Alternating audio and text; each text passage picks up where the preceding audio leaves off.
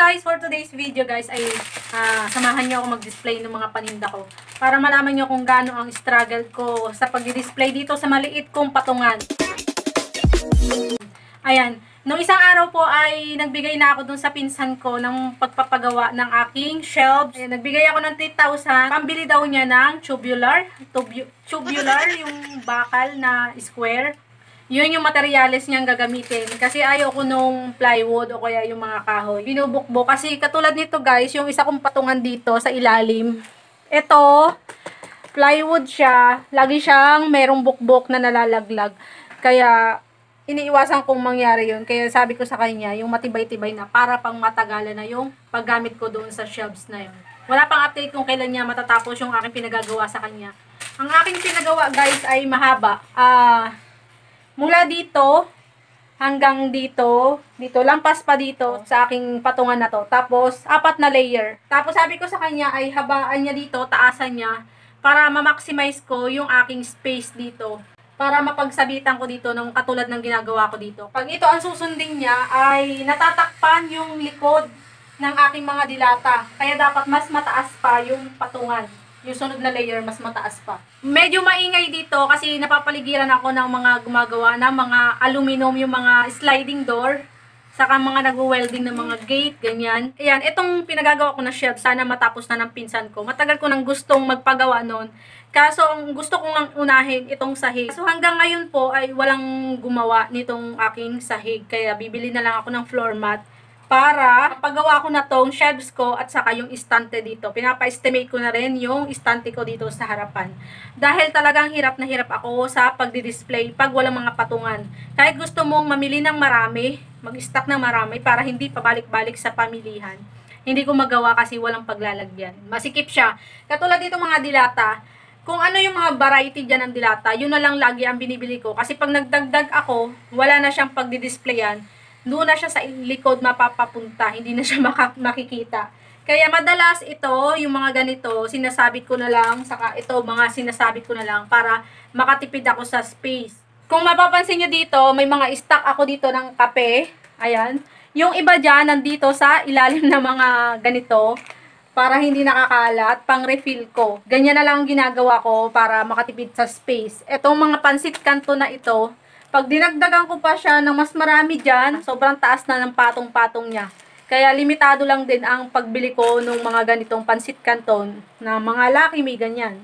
Ito ganin din, dapat bilang din yung pagbili ko para hindi ko mapal yung pagpatong-patong niya dito. Kasi pag napapasobra yan, patong-patong sila dyan sa alambre. Yan, nagpupukpok yung asawa ko. Itong kabila ay patungan ko ng mga asukal. Ayan, ubos na yung wash kong 1/4. 1 kilo na lang siya. Tapos, nandito yung mga sigarilyo ko. Doon sa ilalim, mga macaroni. Tapos, yung mga hinimay na mga sabon. At saka mga downy. Dito naman sa ilalim, yung mga hinimay kong shampoo. Dito yung mga napkins. Ito, dati nakasabit ito. Itong mga to. Dito nakasabit yan. Kaso, pangitignan itong mga napkin. Tapos ito pagkain, kaya itinaas ko na lang. Sa kapag kukuha kasi ng mga napkin, nalalaglag sa alambre. Kaya nilagay ko na lang dyan. Ang hirap guys dito, kasi yan, katulad niyan. Patong-patong na yung mga yung mga paninda ko. Itong cheese, dapat ito may sarili niyang lalagyan. Dapat may sarili niyang patungan. At dahil wala nang space, nakapatong na lang siya sa Star Margarine. Katulad niyan guys, meron ako ditong i-display. Meron akong biniling Star Margarine. Ang mangyayari dyan, yung bago kong biling Star Margarine ay mapupunta doon sa likod. Kaso ang likod ko, doon nakalagay yung mga plastic kong paninda, yung mga calypso, yung mga plastic labo, doon nakalagay. Kaya mahirap ngayon pag nag-restock ako. Yung mga debote ko ay nandito. Hindi ko rin pwede siyang damihan ng mga 1 dosena. Kasi sisikip na dyan. Itong mga cup noodles ko ay maglalaglagan pag sumikip dyan. Kaya itong mga sabon ko, no choice ako kundi itabi ko sa mga dipote dahil wala na akong paglalagyan. Ayan. Ito, ganun din yung mga dipote ko. Hindi ako pwedeng mag-stock ng marami kasi wala akong paglalagyan. Kaya sana magawa na yung shelves ko para maalwa na sa akin, madali na sa akin yung pagdi-display. Sa totoo lang, wala akong katalent-talent sa pag-organize, pagdi-display ng mga paninda. Na-inspired lang ako sa mga kasari natin. Nung hindi pa ako nagba-vlog, hindi pa ako ganito. Hindi pa ako aware na ganun ang pagdi-display ng iba nating kasari talaga. ay hindi ganito, maayos-ayos pa nga ito. Hindi ganito ang aking ano. Gusto ko ano siya, minimalist. Gusto ko lahat nakapatong sa isang tray. Doon na lang, katulad nitong mga crispy fry. Ayoko siya ng mga nakasabit. Gusto ko nakapatong lang siya, nakasalansan lang siya. Pero yan, natutunan ko yan sa ating mga kasari, ang isabit-sabit para rin makatipid sa space. Kasi kung ilalagay ko siya sa ganito din, ubos yung space ko. Wala na akong paglalagyan ng iba kong paninda. Yung iba kong paninda, inilagay ko na dito sa harapan ko. Nandyan. Ayan, mga nakasabit yung mga betchin ko dyan. Yan. Tapos, yan. Kung ano nang nakasabit, dinadaan ko na lang sa sabit-sabit para maayos ko yung mga paninda ko. Saka, mahirap itong ganito, katulad niyan, kung makikita mo, kung nandiyan ka, ikaw ang bibili, hindi mo na makita yung mga naka-display dito na dilata, kasi nga natakpan na nito. Kaso ako, no choice ako, kundi isabit dito, kasi dito po, yung lagayan ko dito, punong-puno na rin. Pero pag may shelves na ako, syempre, 4 na layer yon, 4 na layer, ito kasi 1, 2, 3, 4, kaso maliliit siya, hanggang dyan lang siya ang pinagagawa ko kasi sana mas mataas. Sana masunod yung sukat na gusto ko. Kaso yung pinsan ko, gusto niya, kung anong sukat ng bakal na nabili niya, yun na lang yung taas na kanyang gagawin. At saka, ang kinoconsider niya rin, itong taas ng pinto ko, para pag pinasok, maipapasok siya dito, kasi hindi siya dito gagawin sa loob. Gagawin muna niya doon, i-welding niya muna, tapos sa kanila dadalhin dito. Saka namin kukunin doon sa kanya, pipick upin namin. Pag mas mataas siya sa pinto ko, hindi siya maipapasok. Kaya, ito ang sinundan namin na sukat, yung pinto ko, yung size ng taas ng pinto ko para maipasok. Hindi ko alam, sana maganda yung kalalabasan ng gawa niya. Ayun guys, pag may bago akong produkto, katulad dito sa dilata, isisingit ko na lang siya doon sa pinakalikod. Pag siningit ko yan, pag tinanggal ko to, nagtutumbahan karamihan ng mga dilata ko dito. Kaya hirap na hirap talaga po ako mag-display. Kaya tinitignan ko muna yung stock ko bago ako mamili ng marami, para hindi ako mahirapan sa pagsisingit-singit ng mga bagong produkto. Siyempre, kailangan mo dyan i-first in, first out. So, pag may bago kang produkto, ito, katulad nitong San Marino, dudukutin mo pa yan at tatanggalin bago mo ipasok yung bago doon sa likod. 'Di ba? Ang tendency niyan, pag dinukot mo yan, walang space naman dito yung daliri mo, magtutumbahan pati yung katabi. Kasi ito, madali lang po kasi itong matumba. Itong ganito. Sa lukuyan ako guys, naghihimay ng aking magic sarap kasi kaunti na lang siya. Ayun guys, tapos ko nang himayin itong magic sarap natin. Ayun guys, ang gagawin ko, ito, bubutasan ko yung Nescafe para isasabit na lang dito pang refill. Yan, bubutasan ko na agad para pag naubusan ng stock doon sa sabitan, i-refill na lang natin to. Yan, ganito yung pambutas ko, parang sa conductor. Matagal ko na itong binili, ginagamit ko to sa chicheria. Yan, napapakinabangan ko rin siya dito sa mga ganitong pansabit. Ayan, adjust natin tong lumang Nescafe, tapos refill natin ito. Kasi yung nauna ay luma. Pero expiration nito ay March 2022. Parehas lang expiration niya, March 2022. Mabilis kasi sa akin itong 25 grams. Pang tira, lalagay ko muna dito kasi wala na akong pagsasabitan. Ito, sasabit ko na lang din, bubutasan natin. Kailangan ko itong ikot-ikutin dito. Kasi pag hindi mo siya ginanon, mabigat itong gatas, malalaglag. Dudula siya sa alambre. Start tayo dito sa isang kahon. Sana natin to. Bumili ako guys nitong Rexona. Marami akong binili nito. Kasi ano siya, may free siya na Copico Blanca. Malakas din kasi ang Copico Blanca sa akin, saka yung Rexona malakas din. Kahit itong lalaki, ito ang ginagamit, yung powder dry. Bumili ako nitong Colgate. Itong Colgate doon ko inilalagay sa estante doon sa harapan para makita ng mga bumibili. Ito mga bihirang hanapin, dapat ilalagay nyo doon sa madaling makita. Ito, lalagyan ko muna ng presyo bago ko i-display doon. Yan, bumili ako nito, sasabit ko na lang to doon. Kasi yung lagayan ko dito ng Hinimay ay punong-puno na ng Downy na Sunrise Fresh. Yun kasi ang mabenta sa akin na Downy. Itong Ariel, sasabit natin to. Ito Max Glow. Isa lang binili ko kasi meron pa ako nito. Itong bakit himay-himay na yung Flawless Leo ko. Ayan guys, 5 pala ang binili ko nito. Ayan, ang dami, 5. Tapos lotion. Ito surf na bar, tapos speed na bar. I-display natin to doon sa ibaba. Mga dilata dito. Ito ang struggle ako.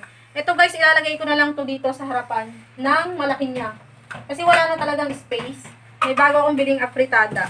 Meron pa akong stock dito na apritada. Kaya ang gagawin ko, tatanggalin ko to. Titignan ko yung expiration niya. Pero kung parehas naman sila na expiration, iuusog ko na lang, itutulak ko na lang. July 2023. Ito ay September. So, kailangan ito na sa likod. Meron pa siyang isang layer doon sa likod. Kaya dudukutin ko ulit yan para malaman ko yung expiration niya. Diba? Ang hirap. Ito ay July. So, kailangan pa rin ito ang yun, merong papasla siya doon. Hindi lang siya isang layer. Merong pa rin siya doon. Ayan. Ito ay July ulit. Tapos, alam nyo ba, sa likod ng San Marino, meron pa rin siya dyan. Ayan. Kaya ito, ilalagay natin dito. Diba? Struggle is real. Tutulak natin yan. Minsan natutumba pa yan. Dudukutin ko pa. Pag natumba siya. Ganyan ang trabaho ko, guys. Kaya ayoko nag-i-stock ng napakaraming dilata. Siguro makakapag-stock ako, may patungan na talaga akong maganda. Masarap mamili talaga pag marami yung pinamimili mo. At hindi ka mag-iisip na mahirapan ka mag-display. Kaya minsan, alam nyo ba, ang nangyayari sa akin, nakapamili na ako, ang tagal ko bago i-display. Kasi sa pagdi-display pa lang, na-stress na ako kung paano ko siya i-display. Kaya tinatawanan ako minsan ng mga namimili sa akin. Sa kahon ko na kasi kinukuha yung mga binibili nila, yung mga wala dito sa display. Yung sa kahon na, kasi ang tagal ko i-display. Ito guys, bumili din ako ng dalawang maliit na San Marino. So, ito, ilalagay natin dito sa, katabi niya. Di ba ang pangit tignan? Sabi nila, pag hiwa-hiwalayin mo raw yung magkakakulay, kung green, paghiwalayin mo raw para lumabas yung mga kulay ng mga dilata, para daw magandang tignan. Pero sa akin, hindi ako nagagandahan kasi ang gulo-gulo talaga ng display. Katulad nito. Dapat may sarili niyang layer to maliliit. Katulad nito, dapat mas maraming bibilin ko nito. Kaso isa lang. Kasi, wala akong paglalagyan. Pag may bumili nito, saka na lang ulit ako bibili. Yan guys, tignan nyo, nalaglag na. Pag kumukuha ako ng dilata. Yan, kailangan mo yung i-adjust kasi may bumili niyan. Ito guys, corn beef na CDO Carne Norte. Dito natin lalagay sa kabila. Kasi dito sa kabila, yung lagayan ko ng mga dilata na corn beef. Yan, dyan. Bahala na yan dyan. Basta pag hinanap ni customer, maalala kung meron ako, edi sa ako na lang siya kukunin dyan. Dito naman sa aking lagayan ng sabon. Tignan nyo naman ang space ko dito sa bareta. Ito lang ang space ko sa bareta. Tapos may kasama pa siyang mga shampoo. Kaya, ayan, hindi ako pwede mag-stock ng napakarami din. Kasi magpapatong-patong na siya dyan. Ayan, tapos sa ilalim niya, nandun pa yung mga diaper. Tapos, nandito yung mga napkins, di ba? Malaki din ang space ng napkins. Yan guys, yan, patong-patong na siya. Kaya yung shampoo dito sa likod, di na makita. Dapat adjust ko tong bareta. Ang shampoo ang nasa harapan. Yan, adjust natin. Itong baretang sabon na Tide. Dito yung mga bareta ko mahaba. Dito ko siya ilalagay. Tignan nyo naman to. Nakapatong na lang siya sa bareta. Itong calumet dapat may sarili siyang lalagyanan din. So, ay tatanggalin ko na doon yung free niya para mabenta na to.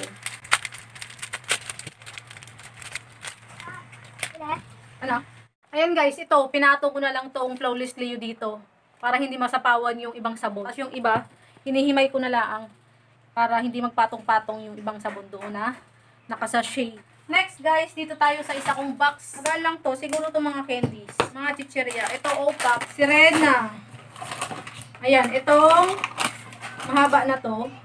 Sobrang haba niya, kaya hatiin ko siya sa dalawa para hindi rin siya makasapaw ng ibang paninda. Ayan. Patungin na lang natin siya. Tapos display natin dito.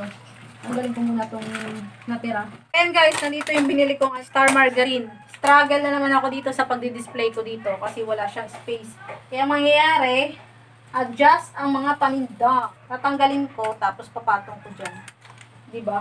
Ito guys, mga cup noodles. Kailangan dito na malaking space din. Kaya dito ko siya ilalagay sa ibaba. Tatabi ng mga dibote. Ayan. Malakas to sa aking spicy bulalo. Saka ko na to i-display.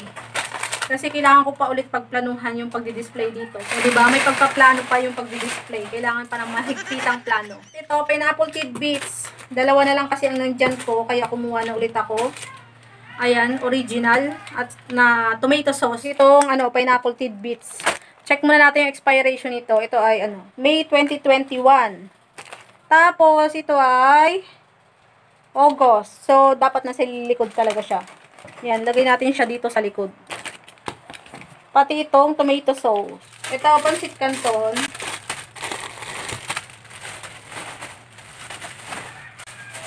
Gusto na kasi yung extra hot ko. Tignan mo.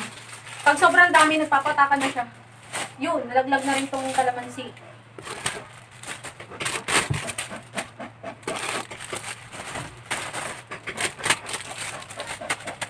Ito yung isang variety ng ano, isang flavor ng ano, yung plain.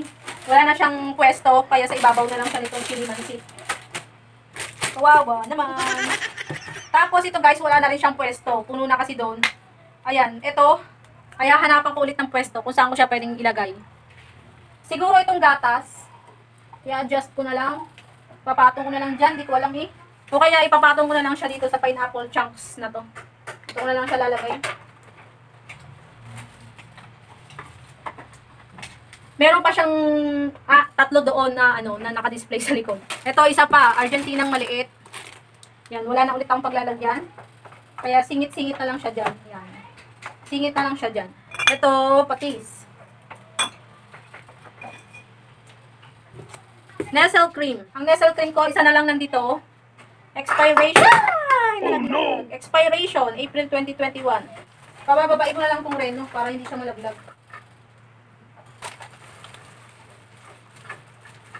So guys, mga candy na lang. Saka ko na siya ilalagay sa garapon.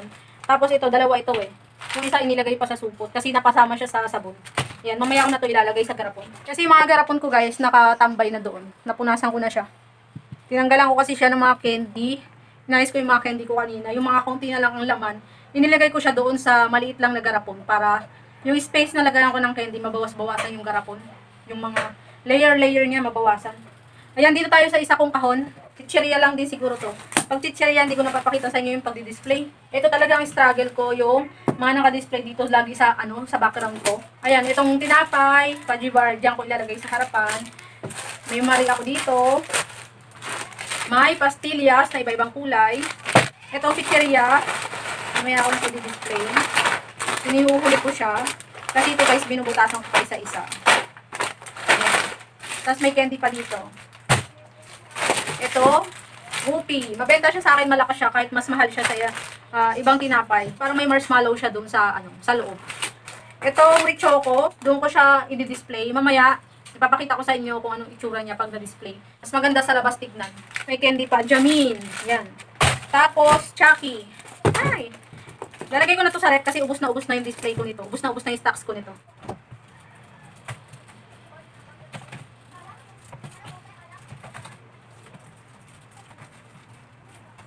Ito guys, may free din yung ano, Nor Chicken na Great Taste White. Puro kape yung free nila. Guys, tignan mo, paghila ko nitong ano, nabuksan siya. Paghila ko ng tape, nabuksan yung dalawa. Kaya dapat pala talaga mag-ingat sa pagbubukas nito. Nadadala siya kasama ng tape.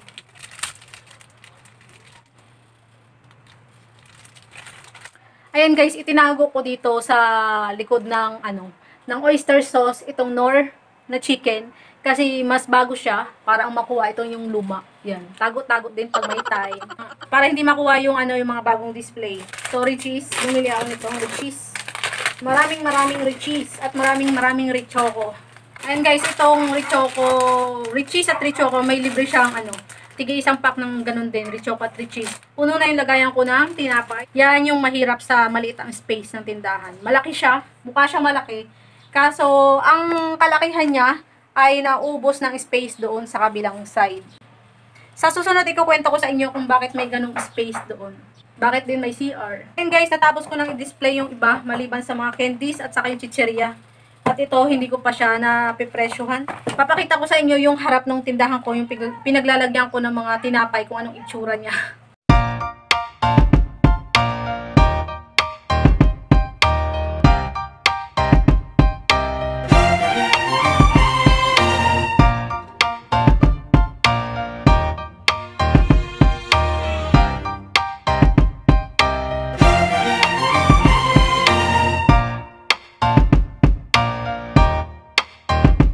Guys, ito yung na-display ko na ng mga dilata.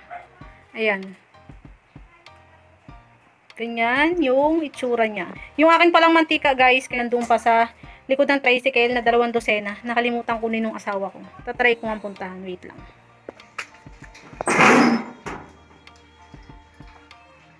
Ano yung mantika, lalagay na natin to doon.